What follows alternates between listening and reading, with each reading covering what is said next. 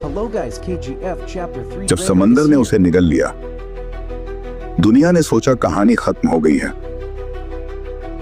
KGF जल चुका था, सोने की खदानें राख में बदल चुकी थीं, और उस आदमी का नाम, जिससे सत्ता भी कांपती थी, इतिहास के पन्नों में दफन कर दिया गया था।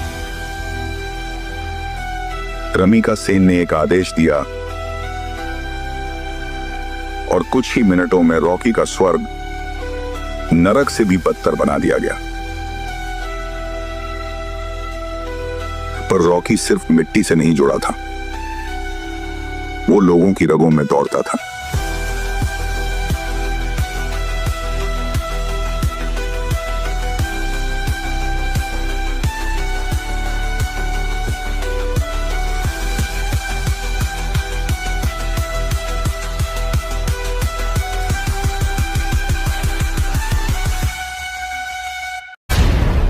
जगात दोनच खरे ज्योतिष आहेत.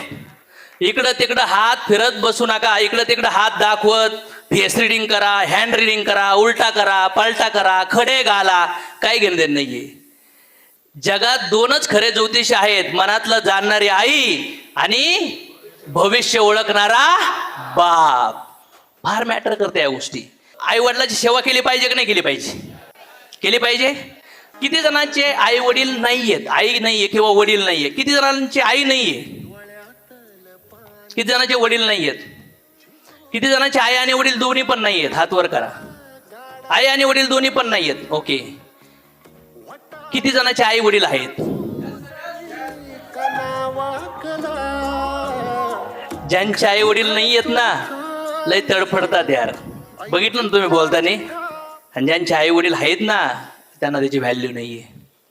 आपण लहान होतो ते काम करत होते, आपण मोठे झालो तरी ते काम करत आहे, आपण कॉलेजला गेलो तरी ते काम करत आहेत, आपण जॉबला लागलो पहिला पगार आला तरी ते काम करत आहेत, आपले लग्न झाले तरी ते काम करत आहेत,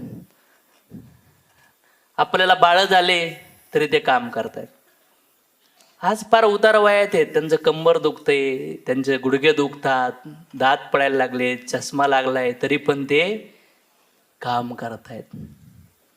स्वप्न सोडा, ज्यांनी जन्म दिलाय ते तरी दिसले पाहिजेत.